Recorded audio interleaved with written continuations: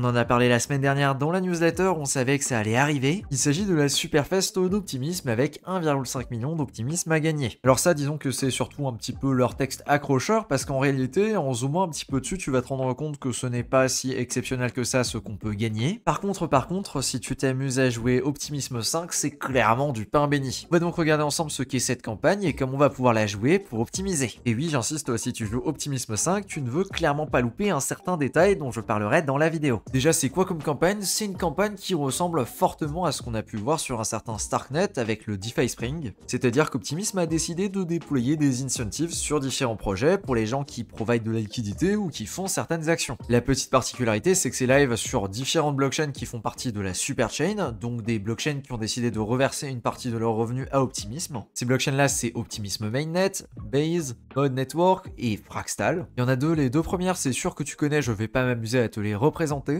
La troisième, c'est Mod Network, c'est un petit peu la blockchain expérimentation et DeFi de la Superchain. Et la quatrième, c'est Fractal. Dans le fond et surtout dans son objectif, au départ, ça devait vraiment être quelque chose d'axé sur la DeFi. C'est un projet de l'équipe de Frax, et l'équipe de Frax, c'est un petit peu les savants fous. Et disons-le franchement, c'est une blockchain qui n'a pas spécialement pris, et je ne pense pas que le fait de l'ajouter ici à la Superchain va changer quoi que ce soit. Si ce n'est temporairement avec les incentives en place, et encore, j'émets des doutes. Ça va donc concerner toute cette liste de projets qui est disponible juste ici, ça fait quand même un paquet de projets différents. Et voilà donc pour le petit topo. Aussi, autre truc sympathique, c'est qu'on peut venir déplacer, voilà, les petits objets là. Je trouvais ça très sympathique.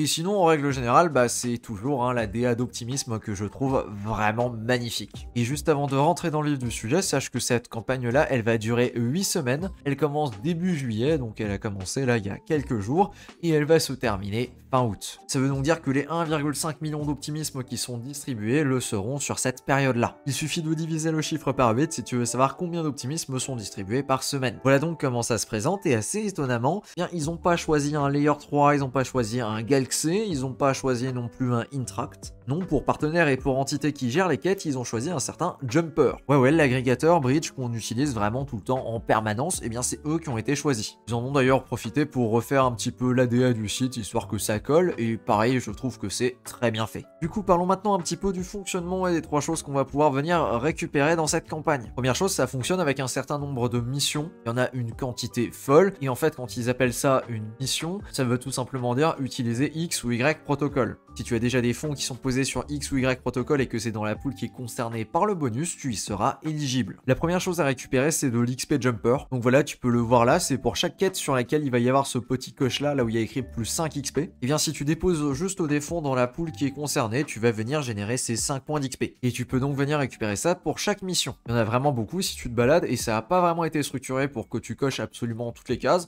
mais plutôt pour que tu découvres et que tu essaies de cocher les cases qui t'intéressent réellement. Comme dit tout à l'heure, au niveau des blockchains, ce sera à chaque fois soit sur Optimism, soit sur Base, soit sur Fractal, soit sur Mod Network, et ce sera indiqué très clairement sur chaque quête. Deuxième récompense que tu peux récupérer, ce sont évidemment des jetons Optimisme. Histoire que ce soit plus clair, on va simplement cliquer sur la première avec AV et on va voir ça en détail. Ici, on peut donc voir que cette première quête là, elle va se passer sur Base. Le projet qui est concerné, c'est AV. Il y a 58 000 Optimisme qui seront distribués au cours des 8 semaines, et il y a 5 XP Jumper à venir récupérer. Ici, la condition, c'est de venir emprunter de l'USDC ou de l'Ethereum. Pour venir récupérer les 5 XP, tu peux venir récupérer n'importe quel montant, ça fonctionnera très bien. Concernant les 58 000 OP, ils vont être distribués aux personnes qui remplissent ces conditions, et ça va dépendre de la liquidité, et donc ici plutôt de l'emprunt qu'ils vont avoir. Ici, j'ai pas les détails, mais on va admettre qu'il y a 29 000 OP qui vont dans chaque catégorie, et donc ici, si tu viens emprunter de l'USDC, sachant qu'il y a déjà 25 millions d'emprunts en cours, tu vas venir récupérer au prorata de ces 25 millions la quantité d'optimisme qui t'est due. Alors je vais te le dire, les incentives sont pas fous sur la majorité des projets, surtout sur les gros projets, tout simplement car ils sont déjà tellement utilisés que si tu viens ajouter des incentives en plus, il faudrait utiliser une quantité folle d'argent pour que ça ait le moindre impact. Pour te donner l'équivalent ici, c'est venir distribuer 50 000 $ à une pool qui a 25 millions de TVL. Voilà, t'as pas besoin d'être un génie en maths pour comprendre que ton APR va pas bouger. Cependant, ça c'est effectivement le cas sur les gros projets, notamment les projets qui sont sur Base, sur Optimism et parfois sur Mod. Mais par contre, sur Fractal, il y a peut-être des choses bien plus intéressantes à venir choper. Avant de parler de ça et d'aller sur des quêtes un petit peu plus spécifiques, on va regarder la dernière récompense. Et ici on a l'information que effectivement si on participe et qu'on vient récupérer des jetons optimisme à partir d'une chaîne, eh bien on va pouvoir venir minter un NFT correspondant à la blockchain. De mon côté, je suis quasiment sûr qu'avoir les 4 ce sera un multiplicateur pour l'airdrop d'Optimisme 5. C'est un airdrop dont j'ai pas trop parlé sur la chaîne YouTube, mais par contre c'est un airdrop que j'ai beaucoup détaillé dans la newsletter payante avec vraiment l'équivalent d'une feuille de triche dédiée. Si c'est quelque chose qui peut t'intéresser, je te mets les articles en description. L'objectif dans un premier temps, tu l'auras compris, c'est déjà de déterminer qu'est-ce que tu veux faire de cette campagne. Est-ce que tu veux farmer Jumper? Si c'est le cas, tu vas venir filtrer, tu vas venir cliquer sur Optimisme Reward, et toutes les quêtes qui ont des Optimisme Reward, eh bien ce sont des quêtes qui vont te donner de l'XP sur Jumper. Donc si tu veux vraiment le maximum de points Jumper, eh bien tu peux le faire de cette façon-là, en cochant absolument toutes les cases. Ensuite, on va rester au niveau des rewards, donc on va les garder cochés. Maintenant, peut-être que tu vas essayer de farmer la yield. Là par contre, il n'y a vraiment pas de secret, il faut regarder individuellement sur chaque mission la quantité d'optimisme qui est dédiée, ainsi que la TVL à laquelle la récompense va être associée. On a déjà vu ici l'exemple tout simple avec AV sur lequel il y a 58 000 OP. 58 000 OP qui sera distribué entre 32 millions plus 25 millions de dollars en LP, plutôt en borrowing ici. Voilà, je te laisse faire le calcul si tu veux, mais ce sera vraiment des miettes, ce n'est pas intéressant. Maintenant par contre, si tu es un petit peu plus malin, tu vas t'amuser à venir faire le ratio sur chaque mission possible,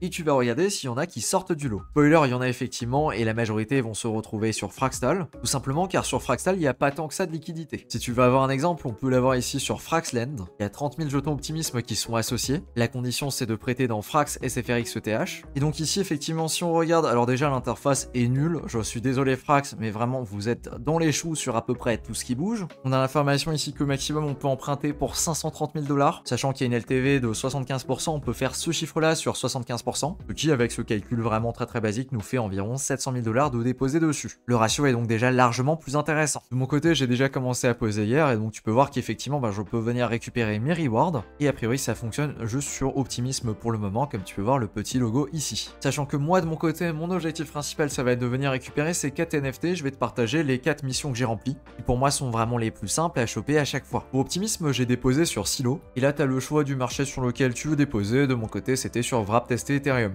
Vraisemblablement, il n'y a pas de minimum à déposer pour être éligible à quoi que ce soit, mais dans le doute, j'ai quand même préféré déposer 200-300 $, on sait jamais. Concernant Base, je suis allé sur Extrafi. Ici, j'ai vraiment un petit doute, je sais plus si j'ai prêté de l'Ethereum ou du Wrap testé Ethereum, mais en tout cas, c'était un des deux. Sachant que sur Mode Network, c'est vraiment super particulier la façon dont certains assets fonctionnent. Ici, j'ai choisi de poser des stablecoins, donc de l'USDC, mais tu peux t'amuser à poser du Wrap Ethereum ou encore de l'Easy Ethereum. Pour Stone, je sais pas pourquoi, mais il l'affiche pas sur l'interface, donc j'ai préféré éviter. Voilà, tu peux voir que les autres, ils sont marqués comme Optimisme Superfest, mais pas du côté de Stone. Donc je sais pas pourquoi c'est le cas, et de mon côté, j'ai tout simplement préféré jouer la carte de la sécurité. Et concernant Frax, le plus simple, donc tac, on va venir filtrer, hop, et reward. J'ai posé ici sur Balancer, et j'ai posé ici dans la tripool avec du S-Frax, du SDAI et du SUSDE. Voilà, donc on peut voir ma balance ici. Et sachant que maintenant, il y a un petit peu de liquidité dedans, et ben tu peux déposer sans avoir à respecter les proportions qui sont 33 à 33 à 33, et tu devrais avoir absolument aucun souci. Si tu te demandes comment tu peux avoir du S-Frax, ça se passe sur Frax. Et ici, au niveau de l'interface, tu as Frax V3, tu as S-Frax, et à partir de là, tu peux venir stacker ton Frax pour obtenir du S-Frax. Il te suffit de venir le déposer sur Balancer, et normalement, tu devrais être éligible grâce à ça. J'ai aussi oublié de le préciser, mais notre copain Jumper a également fait une mise à jour, et cette mise à jour-là, elle inclut un nouveau réseau, c'est-à-dire Fraxtal, ce qui est un petit peu logique quand on y réfléchit, car c'est un petit peu le hub pour les quêtes. Juste, j'ai quand même plusieurs informations à te donner par rapport à ça. Déjà, c'est pas possible d'aller vers Frax à partir de tous les réseaux. Donc là, je te montre un exemple qui fonctionne à partir de Base, et je sais pas, disons que je suis sur Mode Network, bah ça fonctionnera pas. Ensuite, autre information à garder en tête, c'est que quand tu fais passer ta transaction, elle passe par SquidRouter. SquidRouter, c'est Axelar. Axelar, c'est assez lent par rapport à ce qu'on a l'habitude d'utiliser. Ici, comme tu peux le voir, il faudra environ 25 minutes avant que ta transaction se valide. Ne sois donc pas pressé si tu décides de bridger et que tes fonds n'arrivent pas instantanément, c'est totalement normal. En général, il faut attendre entre 20 et 30 minutes pour les recevoir. Voilà, j'ai l'impression d'avoir à peu près tout dit sur cette campagne. De mon côté, je vais essayer de jouer un petit peu la yield sur Fraxtal avec mes stablecoins. Je vais également choper les 4 NFT et faire quelques quêtes sur Jumper. Mais sinon, je pense pas que ce soit la campagne du siècle, c'est plus des petites rewards qu'on peut choper à droite à gauche, comme on a l'habitude de les avoir un petit peu sur Jumper. Voilà, c'est tout pour cette vidéo. Merci à toi de ton attention, et sur ce, je te dis à plus pour une prochaine.